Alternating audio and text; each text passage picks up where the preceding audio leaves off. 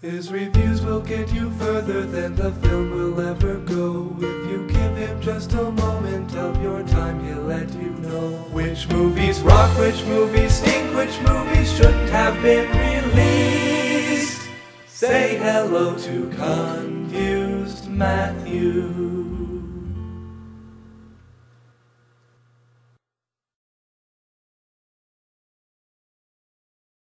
I'm going to say this as simply as I can.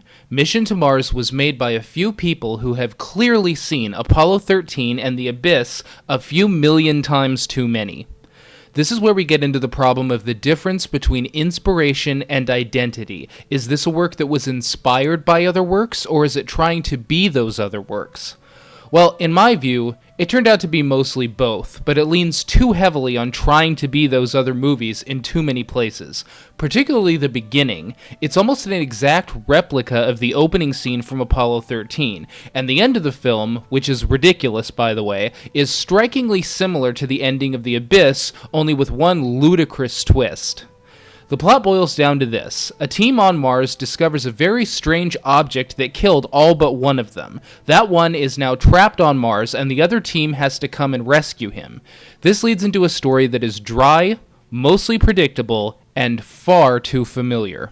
Don't get me wrong, the identity crisis this film has is not its only problem. The characters are good enough, but every line out of their mouths is obviously scripted. We have the obligatory conversation about how this one guy was gung-ho about the mission, but he dropped out due to a personal tragedy. What a shame. Then we have a conversation about how he's the best man for the job, but he washed himself out of the program. He did it to himself, and why should we give him another chance? It all sounds and feels unnatural and at times awkward. No one talks this way. The film also suffers from some harsh transitions. Everything is constantly jumping ahead in time, and it happens so abruptly that it almost feels arbitrary. Like the times they jumped over would have been just as worthwhile to watch as where they transitioned to. There's also the problem of pace in this movie. I'm all for writers taking their time to tell a story, for example in The Abyss or even Blade Runner.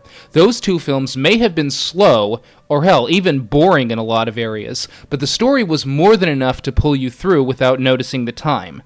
But in Mission to Mars, a lot of the scenes just feel tedious. There's a lot of talent in this film as far as the cast goes. Gary Sinise, Tim Robbins, and Don Cheadle are all actors that I like a great deal. But what this film is missing are any good performances. Every actor delivers their lines as if they've done it all before, and considering they actually casted Gary Sinise as an astronaut who was washed out of the program at the last minute, that fact almost comes off as unintentionally hilarious. The characters and the dilemmas that they find themselves in just feel too routine. You almost feel as if they know what kind of movie they're in. There's a lot of weird crap that goes on in the beginning and in the end, and no one acts as surprised or horrified as they should. It all feels watered down. Another problem this film suffers from is the director's inability to set up a good shot. Now that isn't much of a problem until the way the shot is set up has actual bearing on whether the scene works or not. We have a trite scene where a man is standing in front of the camera. He moves, and there's another man standing right behind him. The scene is supposed to be startling, but, well, I could sorta see him back there. I swear to you that an elbow or some such thing was in the shot, and this was totally missed by the director. Yet another moment in the film where it was unintentionally funny. But as bad as the film is, it's not a total loss. It's not as if there aren't any positives in the film at all.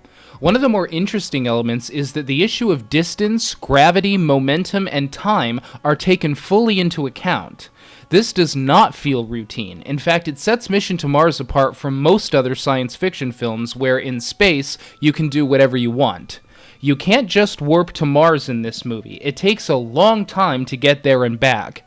They also deal with the issue of fuel when it comes to zipping around through space in a jetpack. If you build up too much momentum, you'll just float off into nowhere, or, if you're a really unlucky SOB, into the atmosphere of a planet. This leads into a not-so-bad scene in the film, but the resolution is far too predictable. There are a few nice scenes in this movie. We have one scene where two of the mains are dancing in zero gravity to the Van Halen song Dance the Night Away, which I enjoyed. And a couple of the things that happen on Mars are at least the only original things you'll find in this film. I can honestly say I have never seen anyone spin to death before watching this movie. But the thing that really kills this film is the ending. To be frank, it is unacceptably ridiculous. If you ever watch this film and manage to get to the end, ask yourself a few things. First, why? Second, what was it doing on Mars instead of Earth? And third, what the fuck is up with the crack the code or die stipulation? If we can't crack the code, how is killing us better than doing nothing at all? What the hell kind of Martians are these? After what is discovered in the end, everyone gets all warm and fuzzy, like they've just uncovered something wonderful. It's so ridiculous and frustrating, you just want to jump into the film yourself, grab these people by the shirt collar, and remind them that 4 people are dead because of these assholes. I know I'm being a tad vague here, but unlike my general reviews, I try not to spoil the film for people in my requests. Long story short, why anyone involved in this project thought that the audience would ever be able to accept this asinine ending is beyond me. I mean, the rest of the film leading up to this ending wasn't the greatest thing ever made, but it was passable. But this ending turns a film that wasn't all that worth watching anyway into an unacceptable hunk of shit. This is not one of the worst films that's ever been made. It just feels like a waste of time, money, and effort.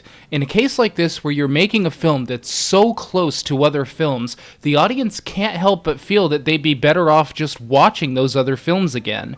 In fact, after sitting through Mission to Mars, I went and watched Apollo 13, and following that, I had all but forgotten about Mission to Mars altogether. I didn't end up hating it, I just felt like, why bother?